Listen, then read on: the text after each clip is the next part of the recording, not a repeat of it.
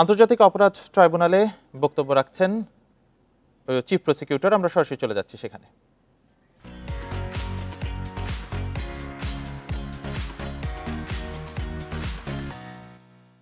যে চিরদিন থাকা যায় না এবং বিচারের মুখোমুখি হতে হয়, আজকের দিনে এই আদালতের দৃশ্য দেখে ভবিষ্যতে বাংলাদেশের যারা স্বৈরাচারী হওয়ার স্বপ্ন দেখেন তারা যদি শিক্ষা গ্রহণ করেন সেটা আজকের দিনের জন্য একটা বড় লেসন হবে বলে আমরা মনে করি। আজকে এই আন্তর্জাতিক অপরাধ ট্রাইব্যুনালে বিগত সরকারের আমলের ১৩ জন ক্ষমতাশালী ব্যক্তিকে হাজির করা হয়েছিল, যাদের বিরুদ্ধে জুলাই এবং আগস্টে যে মানবতা বিরোধী অপরাধ, গণহত্যা এবং অন্যান্য অপরাধ যেগুলো আন্তর্জাতিক আইনের অপরাধ, সেগুলো সংগঠনের দায়ে তাদেরকে উপস্থিত করা হয়েছিল। আজকে আদালতে আমরা এই অপরাধ সংগঠনের পেছনের যে পটভূমি আছে সেটা ব্যাখ্যা করেছি কিভাবে ২০০৯ সাল থেকে ক্রমান্বয়ে একটা রাষ্ট্রযন্ত্রকে ক্রমান্বয়ে ব্যবহারের মাধ্যমে সমস্ত রাষ্ট্রীয় প্রতিষ্ঠানগুলোকে রাজনীতিকরণ, দলীয়করণ, পারিবারিকীকরণের মাধ্যমে একটা নিপীড়ক সংস্থায় পরিণত করেছিল। একটা রিপাবলিক, ডেমোক্রেটিক রিপাবলিক, সেইটাকে কিভাবে একটা নিপীড়ক এবং ফ্যাসিবাদী নিপীড়নকারী সরকারে পরিণত করা হয়েছিল সেই স্টোরি পটভূমি আমরা তুলে ধরেছি।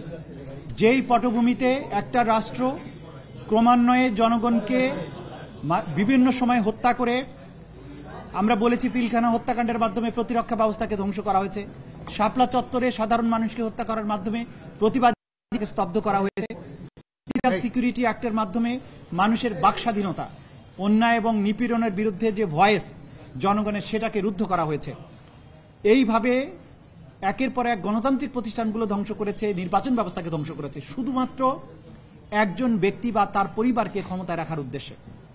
এটা একটা রাষ্ট্রের যে চেতনা সেইটার বিরুদ্ধে তারা অবস্থান নিয়েছিলেন এবং সেটা করতে গিয়ে আজকে প্রধান আসামি ছিলেন শেখ হাসিনা।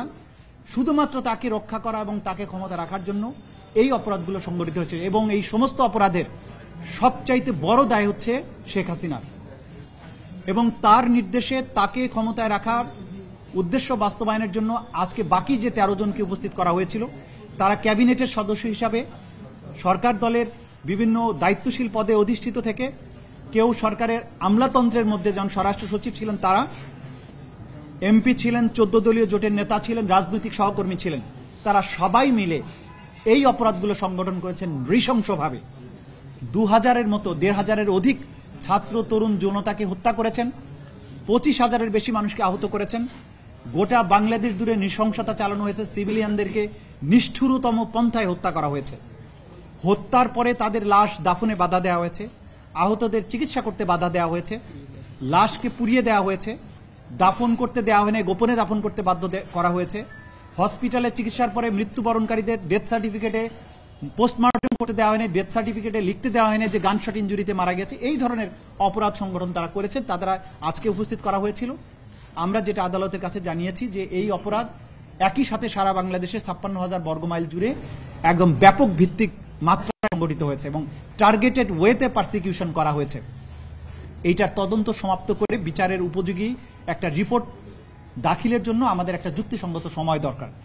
২ মাস সময় চেয়েছিলাম, আদালত আজকে ১ মাস সময় মঞ্জুর করেছেন। ১ মাস পরে আবার রিপোর্ট দাখিলের জন্য থাকবে, সেদিন হয়তো আসামিদেরকে নিয়ে আসা হবে এবং আমরা আশা করছি খুব দ্রুতই এই রিপোর্ট আমরা তদন্তের সংস্থার কাছ থেকে পেয়ে যাব এবং মামলাটি তখন আনুষ্ঠানিক বিচারের জন্য তার যাত্রা শুরু করবে।